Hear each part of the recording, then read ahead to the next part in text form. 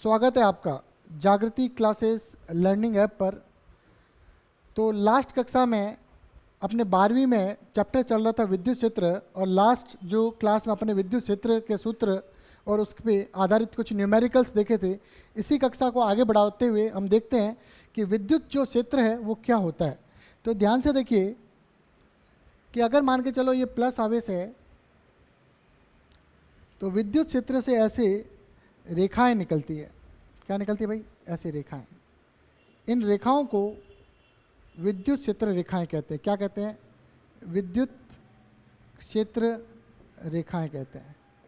That means इसको ELF कहते हैं, electric field, EFL electric field lines, EFL electric field lines कहते हैं। क्या कहते हैं? EFL electric field lines. तो बच्चों ध्यान से देखिए कि विद्युत क्षेत्र रेखाएं होती क्या है। तो विद्युत क्षेत्र में स्वतंत्रता पूर्वक छोड़ा गया धन परीक्षण आवेश जिस पथ का अनुसरण करता है उसे उस क्षेत्र की विद्युत बल रेखा कहते हैं। तो परिभाषा क्या बनेगी? विद्युत क्षेत्र में छोड़ा गया स्वतंत्र धन आवेश, विद्युत क्षेत्र में छोड़ा गया स्वतंत्र धन आवेश जिस पथ का अनुसरण करता है, जिस पथ का अनुसरण करता है उसे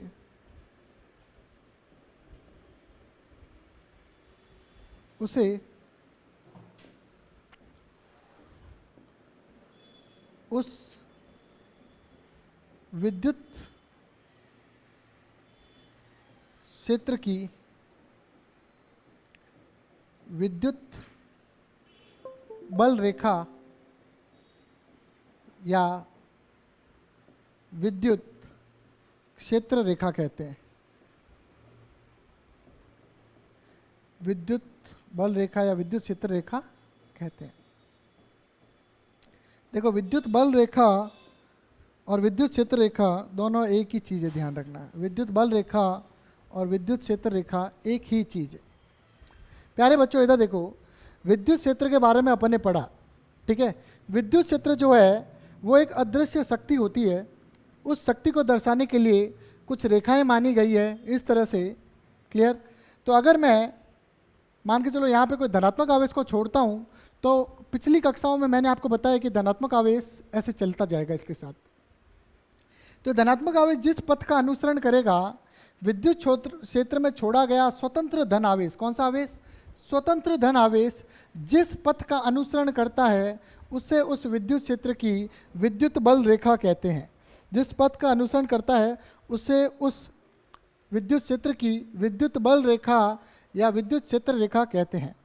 अब देखिए कि इस विद्युत क्षेत्र जो रेखाएं हैं इनके कुछ गुण होते हैं। तो अब लिखेंगे अपन विद्युत, या अगले पेज से शुरू करते हैं। विद्युत क्षेत्र रेखाएं, विद्युत क्षेत्र रेखाओं के गुणधर्म, विद्युत क्षेत्र रेखाओं की विशेषताएं या गुणधर्म की विशेषताएं। पेपर में अक्सर एक सवाल आता है कि विद्युत बल रेखा किसे कहते हैं और इसकी 4 विशेषताएं बताइए। तो बहुत सारी विशेषताएं, 4 विशेषताएं जब बतानी है तो इनमें से अपन 4 विशेषताएं निकाल लेंगे। पहला क्या है? सुनना, परिभाषा से ही बनाते हैं। विद्युत क्षेत्र रेखा पर खींची गई स्पर्श रेखा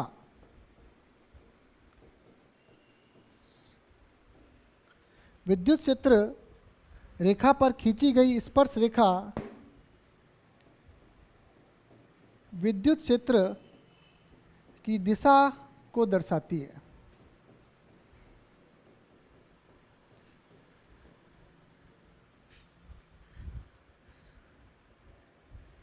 या ठीक है, चलो इसको ऐसे लिखते हैं, यह सदैव धनात्मक आवेश से शुरू होकर, यह सदैव धनात्मक आवेश से शुरू होकर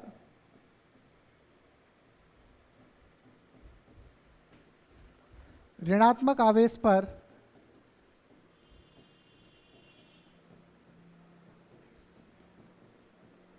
समाप्त होती है। तीसरा, अगर ऐसा है तो यह कभी भी बंद लूप या वक्र नहीं बनाती है। अभी सबको एक्सप्लेन करूंगा मैं। तीसरा, यह कभी भी बंद लूप नहीं बनाती है, ये कभी भी परस्पर एक दूसरे को नहीं काटती है। चार हो गए, अब चारों को अच्छे समझते हैं, बाकी जो बची हुई बाद में करेंगे। तो विद्युत चित्र रेखा पर खींची गई स्पर्श रेखा, तो इनके मैं सबके जो चित्र है वो यहां बनाता हूं। देखिए, मान के चलो कोई विद्युत चित्र रेखा ऐसे है, तो इसके किसी भी बिंदु पर खींची गई जो स्पर्श रेखा है, अगर इसमें स्पर्श रेखा खींची मतलब विद्युत चित्र रेखा इधर जाएगी, इधर स्पर्श रेखा खींची मतलब विद्युत चित्र रेखा इधर जाएगी, इधर स्पर्श रेखा खींची मतलब विद्युत चित्र रेखा इधर जाएगी। इसके साथ अपन ये भी कह सकते हैं, मैं बता रहा हूँ, लिखा हुआ स्टेटमेंट यही है, पर यदि विद्युत चित्र रेखा के किसी बिंदु पर छोड़ा गया धनात्मक आवेश सदैव उस पथ को फॉलो करता है जो विद्युत चित्र रेखा पर खींची गई स्पर्श रेखा बताती है। तो यहाँ अपन ऐसे कह सकते हैं कि विद्युत क्षेत्र रेखा पर खींची गई स्पर्श रेखा, विद्युत क्षेत्र रेखा पर खींची गई स्पर्श रेखा सदैव उस बिंदु पर स्थित धनात्मक आवेश की दिशा की गति की दिशा को प्रदर्शित करता है। दोनों बात वही है। तो विद्युत क्षेत्र रेखा पर खींची गई स्पर्श रेखा विद्युत क्षेत्र की दिशा को दर्शाती है। तो अगर इस बिंदु पर मैंने स्पर्श रेखा खींची मतलब विद्युत क्षेत्र रेखा इधर जाएगी, इस बिंदु पर स्पर्श रेखा खींची इसका मतलब विद्युत क्षेत्र रेखा इस दिशा में जाएगी, इधर स्पर्श रेखा खींची इसका मतलब विद्युत क्षेत्र रेखा इस दिशा में जाएगी। तो ये हो गया पहले का चित्र नंबर 1। यह सदैव धनात्मक से शुरू होकर ऋणात्मक पर खत्म होती है। तो अगर ये प्लस है और ये माइनस है तो विद्युत क्षेत्र रेखा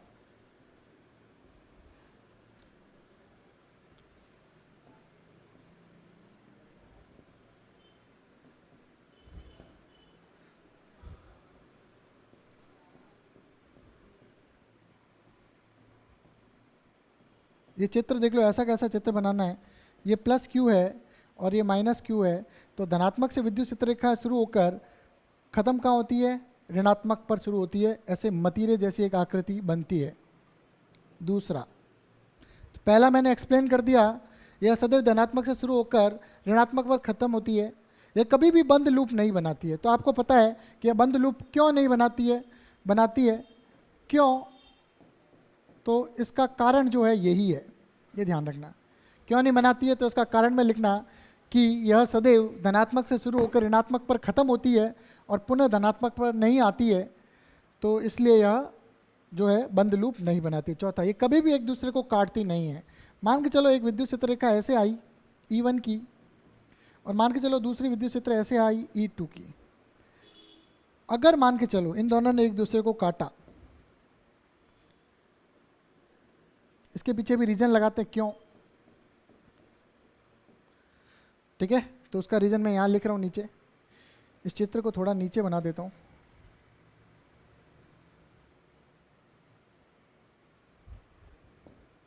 तो आप ये देखिए कि अगर कोई विद्युत क्षेत्र रेखा इधर आई और दूसरी विद्युत क्षेत्र इधर इन्होंने काटा, तो क्या हुआ? कटान बिंदु पर विद्युत क्षेत्र की दो दिशाएं हो गई। क्या हुआ भाई? कटान बिंदु पर विद्युत क्षेत्र की क्या हो गई? दो दिशाएं हो गई। बात है समझ में? जो कि असंभव है। किसी एक बिंदु पर विद्युत क्षेत्र की दो दिशाएं नहीं हो सकती है। मतलब यदि इधर से कोई आवेश आ रहा है और इसी पथ का अनुसरण करते हुए आ रहा है, और जब वो यहाँ आएगा तो कंफ्यूज हो जाएगा कि इधर जाऊँ कि इधर जाऊँ। बात है समझ में? तो इसकी परिभाषा कैसे लिखेंगे, ये संभव नहीं है, तो परिभाषा कैसे लिखेंगे कि ये कभी भी परस्पर एक दूसरे को काटती नहीं है। क्यों? क्योंकि इसका कारण लिख रहा हूँ, क्योंकि यदि वे काटेगी तो कटान बिंदु पर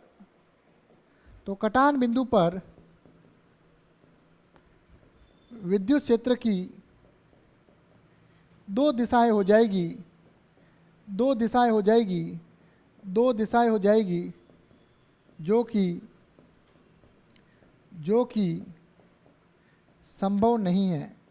जो कि संभव नहीं है। बस ये कारण लिखना है।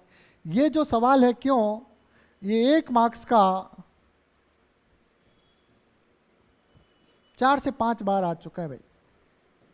सवाल ध्यान से सुनिएगा, 4 से 5 बार सवाल आ चुका है कि दो विद्युत क्षेत्र रेखाएं एक दूसरे को काटती नहीं है। क्यों? तो इसका उत्तर है 1 नंबर का सवाल आया है, क्योंकि यदि वे काटेगी तो कटान बिंदु पर विद्युत क्षेत्र की दो दिशाएं हो जाएगी जो कि संभव नहीं है।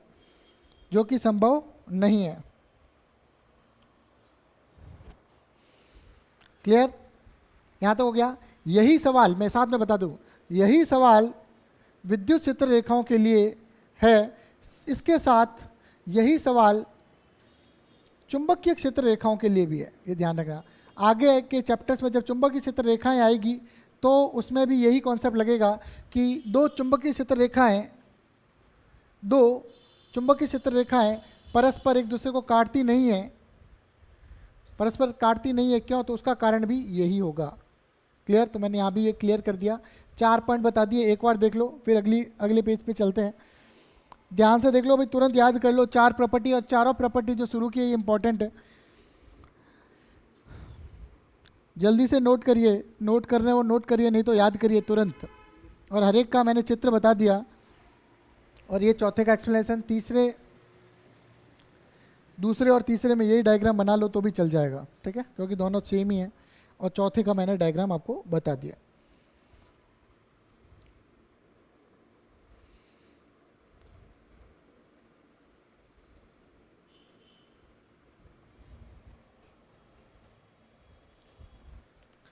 अगला देखिए, नेक्स्ट पेज, 4 हो गया। अब पांचवा ये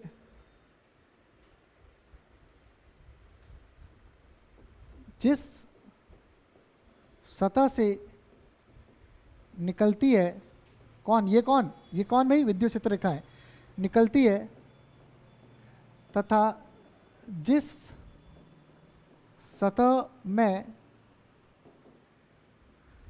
प्रवेश करती है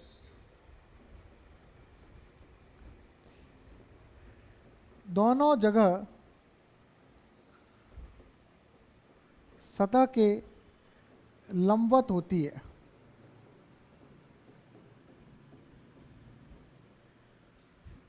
ये जिस सतह से निकलती है तथा जिस सतह में प्रवेश करती है दोनों जगह सतह के लंबवत होती है। और जनरली ये जो स्टेटमेंट है अपन यूज़ करते हैं चालक के लिए, ध्यान रखना। जनरली ये जो सतह की बात करें चालक सतह के लिए यूज़ करते हैं, ध्यान रखना। तो ये चालक के लिए उपयोग करते हैं। छठा, मतलब चित्र देख लें इसका, तो अगर ये प्लस है तो सतह के लंबवत निकलेगी, ये ध्यान रखना। ऐसे अगर कोई चित्र ऐसा देखो रफली कभी कभी चित्र ऐसा बन जाता है, तो देखो ये 90 डिग्री नहीं है, तो ये चित्र गलत है और ये चित्र सही है। मान के चलो अपने ऐसे बना दी, तो ये जो है कोण 90 डिग्री नहीं है, इसलिए गलत है, ये ध्यान रखना।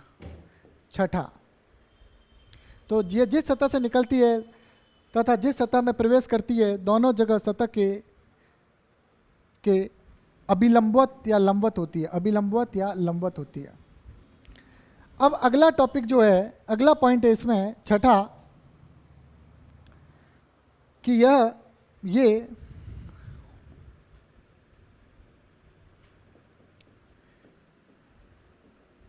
ये लंबाई के अनुदिश सिकुड़ती है तथा लंबाई के लंबवत लंबाई के लंबवत फैलती है।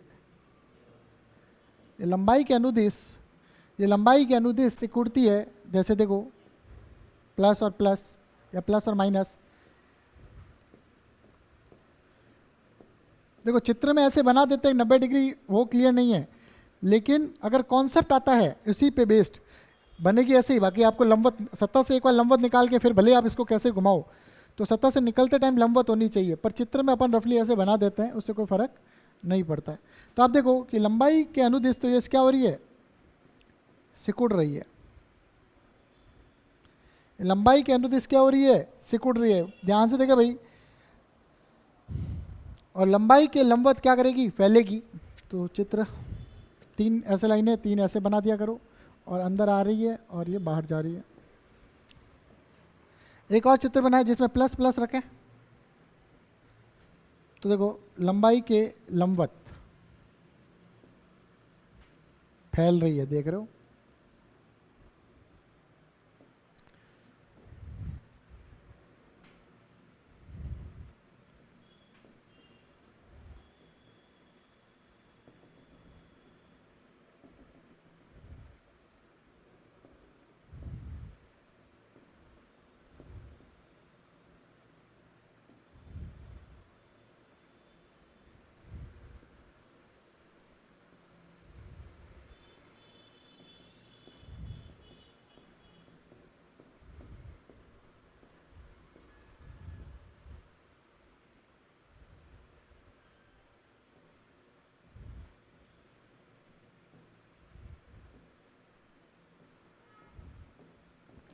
तो ये देखिए इस तरह से चित्र बन जाएगा।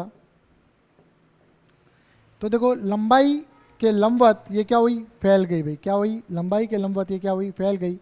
क्यों फैलती, क्योंकि बीच में एक उदासीन बिंदु होता है। ये जो बीच में बिंदु O है, ये कैसा बिंदु है, उदासीन बिंदु है।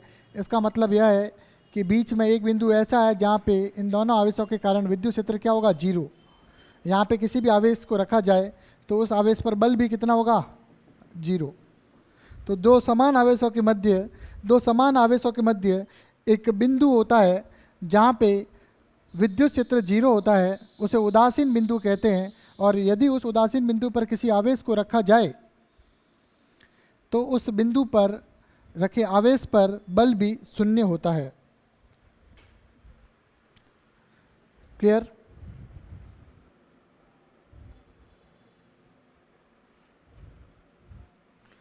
छह पॉइंट हो गए, एक आधा पॉइंट लिखना है और लिख लीजिए। अंतिम पॉइंट, 7वां पॉइंट।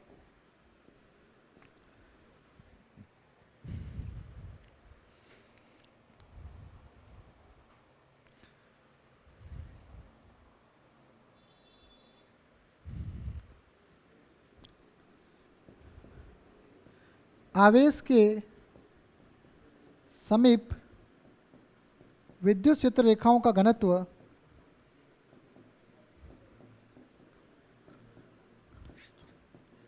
अधिक तथा आवेश से दूर जाने पर, आवेश से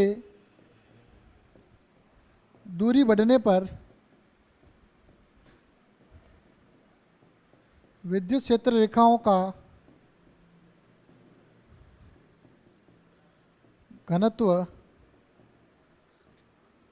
कम होता है। इसको भी एक चित्र के माध्यम से समझते हैं इसी पेज पे। तो मैंने ये चित्र बना लिया।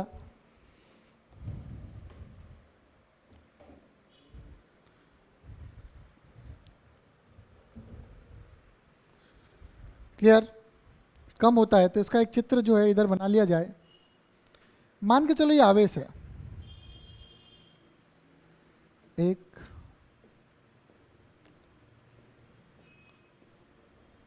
तो आप देखो कि अगर मैं यहाँ पे गोला बनाऊं, इतने से क्षेत्रफल में से 3 रेखाएं गुजर रही आवेश के समीप, और इतना गोला मैं यहाँ दूरी पे बनाऊं, तो आप देख रहे हो कि सिर्फ इसमें से एक रेखा ही गुजर रही है। इसका मतलब है कि आवेश के समीप विद्युत क्षेत्र रेखाओं की संख्या या घनत्व, विद्युत क्षेत्र रेखाओं का घनत्व, यहाँ आप लिख सकते हो संख्या या घनत्व, संख्या या घनत्व जो है अधिक होता है तथा आवेश से दूरी बढ़ने पर विद्युत क्षेत्र रेखाओं का घनत्व, तो घनत्व की जगह क्या डालो, संख्या या घनत्व, या घनत्व कम होता है। तो दिख रहा है दूरी बढ़ रही है, घनत्व क्या हो रहा है, कम। इतने से एरिया से 3 निकल रही है और इधर इतने उतने ही एरिया से 1 ही निकल रही है। क्लियर? तो ये आपको ध्यान रखना है। मैंने बाकी पूरा चित्र बनाना चाहो तो बना सकते हो, समझाने के लिए इतना सफिशिएंट है। क्लियर?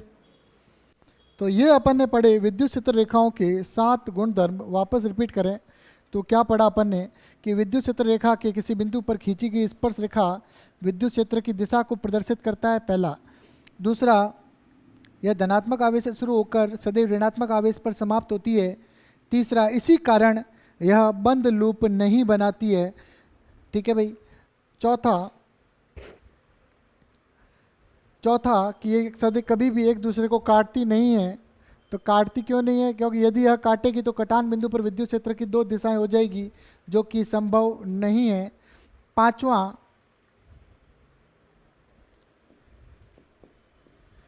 एक वर्ड है, इस पे भी एक कॉन्सेप्ट करेंगे अपन अगले में। तो ये जिस सतह से निकलती है तथा जिस सतह में प्रवेश करती है वो सदैव सतह के क्या होती है, विद्युत क्षेत्र रेखा दोनों जगह सतह के क्या होती है, अभिलंबित होती है। ये जिस दोनों जगह सतह के अभिलंबित होती है। और जनरली ये बात किसके लिए करते हैं? जनरली ये जो बात करते हैं ये चालक के लिए करते हैं, ध्यान रखना, चालक सतह के लिए। क्लियर? तो मैंने आपको बता दिया। ये लंबाई के अनुदिश सिकुड़ती है तथा लंबाई के लंबवत फैलती है। और अगला, आवेश के समीप जो है विद्युत क्षेत्र रेखाओं का घनत्व जो है अधिक होता है, और आवेश से दूरी बढ़ने पर घनत्व अधिक है और दूरी बढ़ने पर घनत्व कम हो जाता है। इसी के साथ एक और अंतिम है, उस पॉइंट को यहीं पे समाप्त कर देते हैं।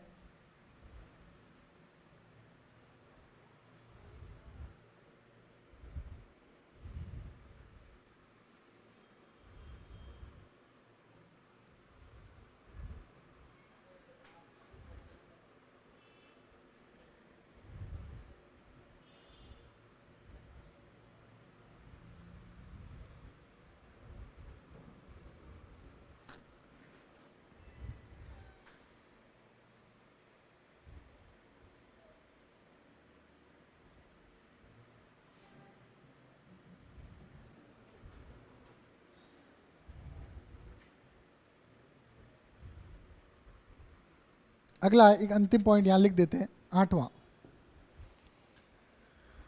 तो 5, 6, 7 पढ़ लिए, 8वां क्या है? मैंने लिखा टूटती। तो विद्युत क्षेत्र रेखाएं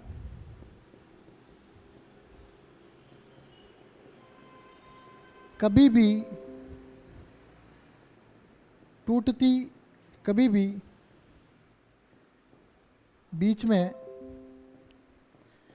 टूटती नहीं है। टूटती नहीं है मतलब वो प्लस से शुरू हुई है तो माइनस पे ही जाके खत्म होगी। विद्युत क्षेत्र रेखा अगर प्लस से शुरू हुई है, प्यारे बच्चों सुनो, अगर वो प्लस से शुरू हुई है तो कुछ भी हो जाए वो माइनस आवेश पर जाकर खत्म होगी, बीच में कभी भी खत्म नहीं होगी या बीच में कभी भी टूटेगी नहीं। मान के चलो कि विद्युत क्षेत्र रेखा है, ऐसे जा रही है और बीच में टूट गई और फिर आगे ऐसे जा रही है, तो ये जो टूटी है ये संभव नहीं है। क्योंकि अगर ये इस पर रखे आवेश की दिशा को बताता है, और यदि यह रखा हुआ यहाँ पे आवेश बीच में टूट गई है तो यह आवेश को बीच में दिशा कौन दर्शाएगा? तो इसलिए अपन कहते हैं विद्युत क्षेत्र रेखा कभी भी बीच में टूटती नहीं है। अब आते हैं अपन अगले पेज पे। तो विद्युत क्षेत्र रेखा है, एक और वापस अगर आपको देखना है तो आज के नियम जो है जल्दी से 4 और 4 8 हो गए। 8 नियमों को ध्यान से देखिए और फिर इसी के साथ आगे बढ़ते हैं।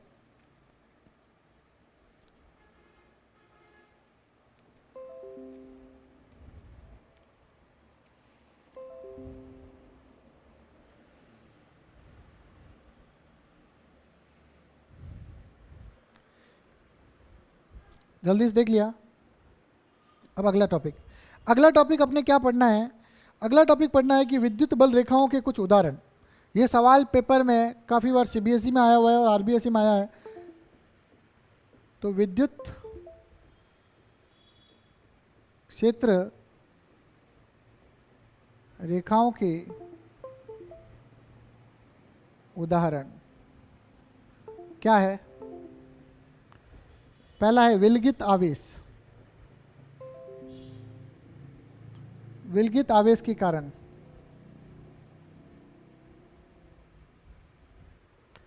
दूसरा है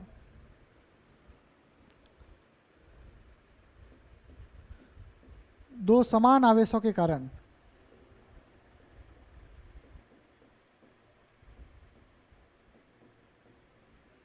तीसरा है विद्युत द्विध्रुव के कारण। अब विद्युत द्विध्रुव क्या होता है वो बताता हूं मैं आपको। और चौथा है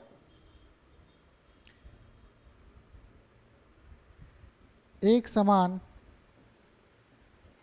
आवेशित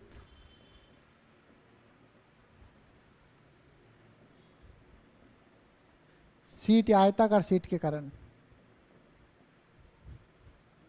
तो एक समान आवेशित शीट के कारण या पृष्ठ के कारण, तो ये अपने को पढ़ना है। एक समान आवेशित शीट के कारण या विस्तृत, इसकी जगह क्या लिख सकते हैं, विस्तृत आवेशित शीट के कारण या पृष्ठ के कारण। शीट की जगह क्या लिख सकते हो, पृष्ठ भी लिख सकते हो। तो यहाँ बच्चों ध्यान से देखिएगा, विलगित आवेश के कारण, तो देखो कोई विलगित आवेश है मान के चलो प्लस, इसके कारण विद्युत क्षेत्र रेखा बनानी है, कुछ नहीं है, 4 लाइनें ऐसे खींच दी। चित्र बढ़िया होना चाहिए क्योंकि 1 नंबर का सवाल ही आया हुआ है 1 मार्क्स का, ये ध्यान रखना। बस ये बना देना है। और अगर माइनस आवेश हो, माइनस आवेश के कारण पूछ ले, तो बस विद्युत क्षेत्र रेखा अंदर की ओर जानी चाहिए, बाकी सेम टू सेम है, कोई दिक्कत नहीं है। तीर की निशान, ठीक है, क्लियर। ये चित्र हो गया भाई पहला। विलगित आवेश के कारण तो इस तरह से बनेगा। दो समान आवेश है तो कैसे बनेगा, तो दो समान आवेश के कारण अभी अभी मैंने हाल ही में आपको बताया कैसे करा।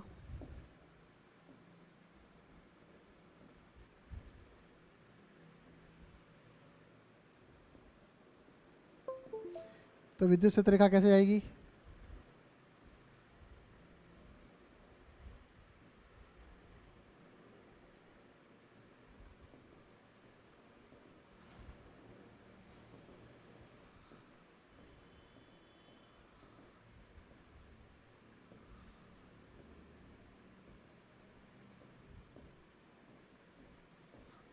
ऐसा कुछ, क्लियर। तो ये हो गया किसके कारण भाई,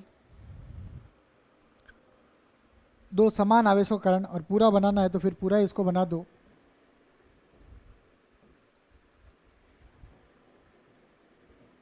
इस तरह का, क्लियर। रेखा ज़्यादा लेनी है ज़्यादा ले लो, कोई फर्क नहीं पड़ रहा, इस तरह से। अब ये प्लस है, इसकी जगह माइनस हो जाएंगे तो तीर के निशान अंदर की ओर आ जाएंगे, बाकी सेम है, क्लियर।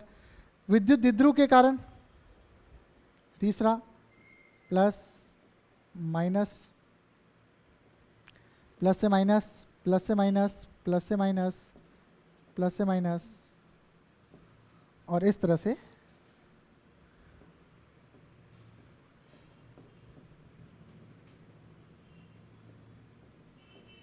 इस तरह से चित्र बना देना, क्लियर। तो ये हो गया विद्युत द्विध्रुव के कारण। और आवेशित शीट के कारण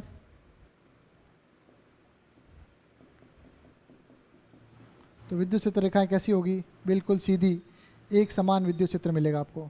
कैसा विद्युत क्षेत्र मिलेगा, एक समान। यहाँ जो विद्युत क्षेत्र आपको मिलेगा वो यहाँ अलग मिलेगा, यहाँ मिलेगा, तो इसके कारण जो विद्युत क्षेत्र मिलेगा वो कैसा मिलेगा, परिवर्ती। और आयताकार शीट के कारण जो विद्युत क्षेत्र मिलेगा, परिवर्ती विद्युत क्षेत्र। और यहाँ पे जो विद्युत क्षेत्र आपको मिलेगा वो एक समान विद्युत क्षेत्र मिलेगा। वहाँ जो विद्युत क्षेत्र मिलेगा, परिवर्ती विद्युत क्षेत्र मिलेगा, किसके कारण, पॉजिटिव आवेश के कारण, नेगेटिव आवेश के कारण। लेकिन जब आयताकार शीट या आयताकार पृष्ठ होगा तो उसके कारण जो विद्युत क्षेत्र है वो एक समान होगा। कैसा होगा विद्युत क्षेत्र, एक समान विद्युत क्षेत्र होगा।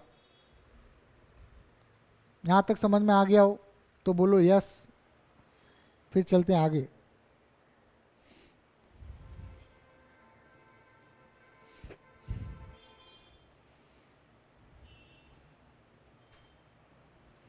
अब देखो मैंने आपको एक नियम बताया था कि ये सदैव सतह के लंबवत निकलते हैं। तो 4 ऑप्शन दिए गए कि कौन सी विद्युत क्षेत्र रेखा समाप्त है।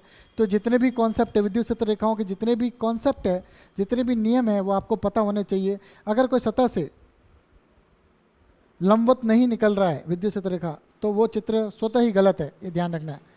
कोई प्लस से शुरू होकर प्लस पे ख़त्म हो रही है तो वो भी गलत है, क्योंकि प्लस प्लस तो प्रतिकर्षण है। प्लस प्लस होगा तो इस तरह का चित्र बनेगा, माइनस माइनस होगा तो भी इसी तरह का चित्र बनेगा, बस तीर अंदर की ओर होंगे। क्लियर? तो ये सारी चीज़ें आपको ध्यान रखनी है। इसी के साथ ध्यान से देखो, नेक्स्ट क्लास में फिर इसको आगे प्रोसीड करते हैं नेक्स्ट टॉपिक के साथ।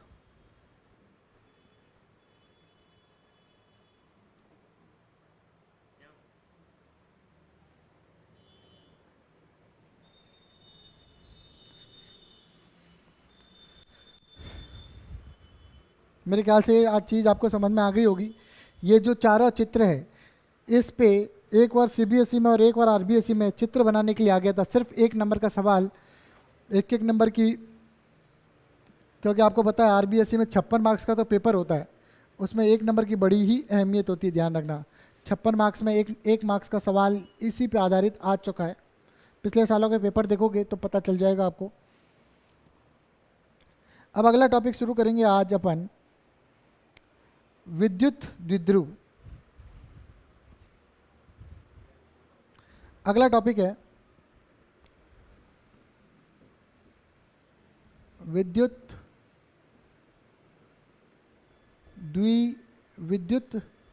द्विध्रुव। तो नाम से ही क्लियर है कितने ध्रुव है भाई, 2 ध्रुव। तो विद्युत द्विध्रुव क्या है?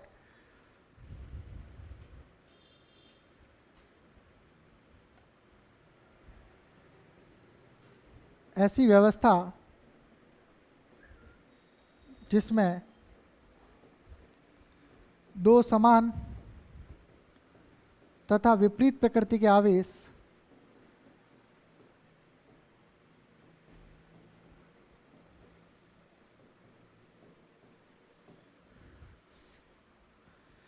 अल्प दूरी पर रखे हो,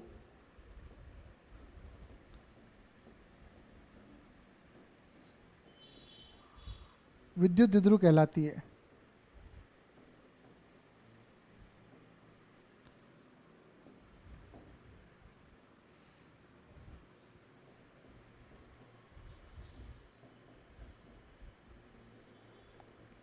विद्युत द्विध्रुव एक व्यवस्था है, बात आ रही समझ में? एक व्यवस्था है, ये कोई भौतिक राशि नहीं है, ध्यान रखना। तो इसका कोई मात्रक भी नहीं है, एक व्यवस्था है, इसकी भौतिक राशि नहीं है यह। क्लियर? जैसे ये एक वाइट बोर्ड है या ये एक डिजिटल बोर्ड है, तो यह एक डिजिटल बोर्ड है तो यह एक व्यवस्था है, कोई इसका कोई मात्रक थोड़ी होगा डिजिटल बोर्ड बराबर समथिंग इतना पिक्सल, ऐसे नहीं। ठीक है? अब क्या है, तो मैं चित्र बना लूं इसका।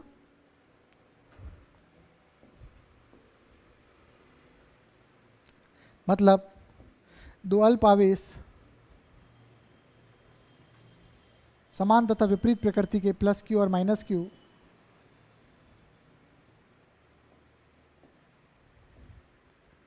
अल्प दूरी पर हो। ठीक है? इस अल्प दूरी का जो मान है, या मानो ये मूल बिंदु O हो और यहाँ से ये D और यहाँ से ये D दूरी पर हो। टोटल कितनी दूरी हो? 2D। ये व्यवस्था जो है प्लस आवेश और माइनस आवेश, ये व्यवस्था जो है विद्युत द्विध्रुव कहलाती है। अब अगला टॉपिक आता है विद्युत द्विध्रुव आघूर्ण। ये एक भौतिक राशि है।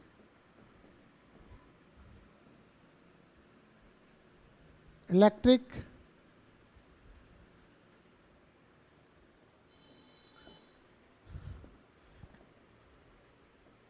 डायपोल,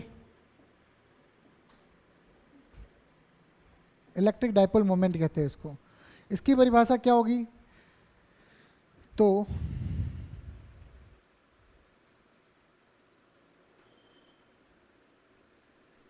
विद्युत द्विध्रुव में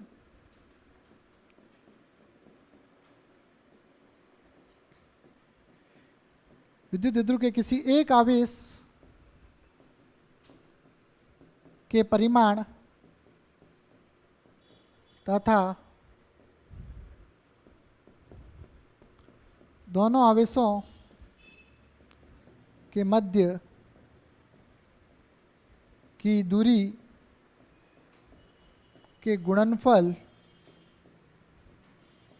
को विद्युत द्विध्रुव आघूर्ण कहते हैं। यही चित्र सेम है, अर्थात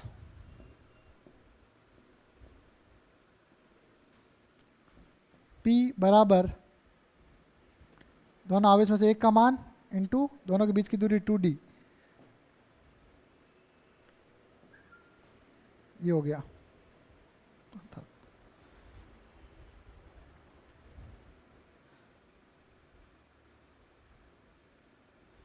इसे P से प्रदर्शित करते हैं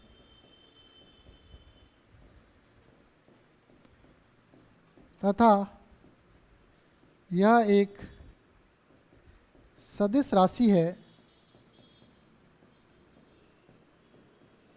जिसकी दिशा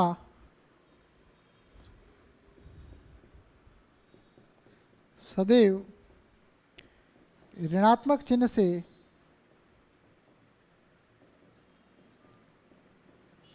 धनात्मक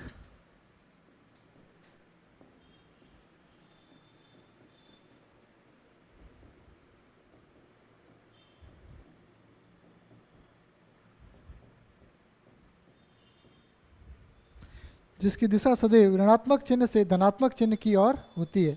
मतलब इसकी दिशा किधर होगी, ये एक सदिश है तो इसकी दिशा किधर होगी, इसकी दिशा होगी इधर, ऐसे ऋणात्मक आवेश से धनात्मक आवेश की तरफ इसकी दिशा होती है। तो ये आपको ध्यान रखना है, ये एक व्यवस्था है। और विद्युत द्विध्रुव आघूर्ण यह क्या है, भौतिक राशि है। इसका मात्रक भी होगा, विमा भी होगी।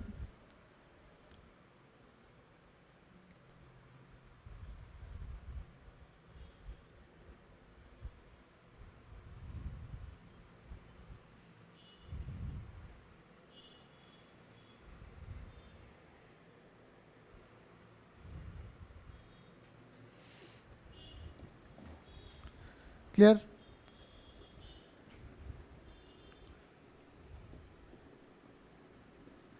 इसका मात्रक देखो P है, इसका मात्रक क्या हो, कूलॉम इंटू मीटर। इसका मात्रक कूलॉम गुणा मीटर होता है तथा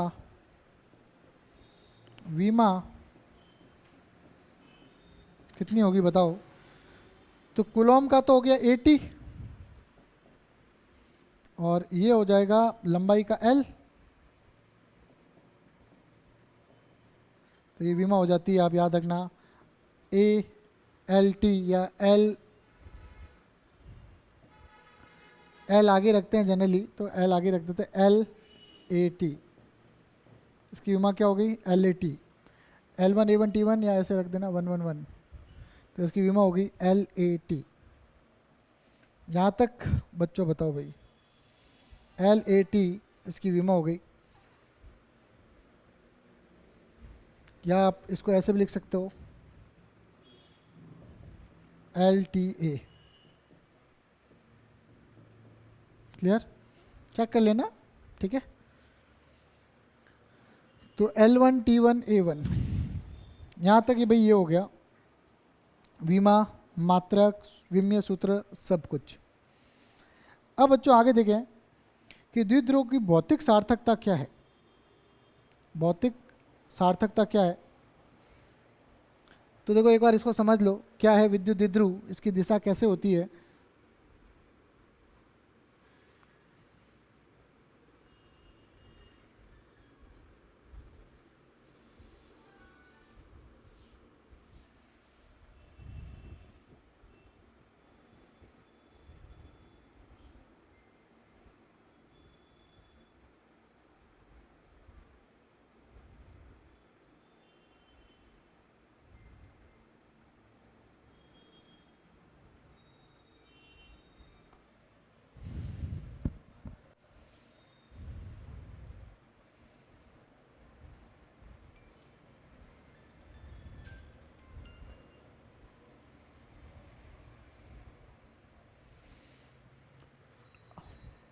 अब द्विध्रुवों की भौतिक सार्थकता के बारे में देखें।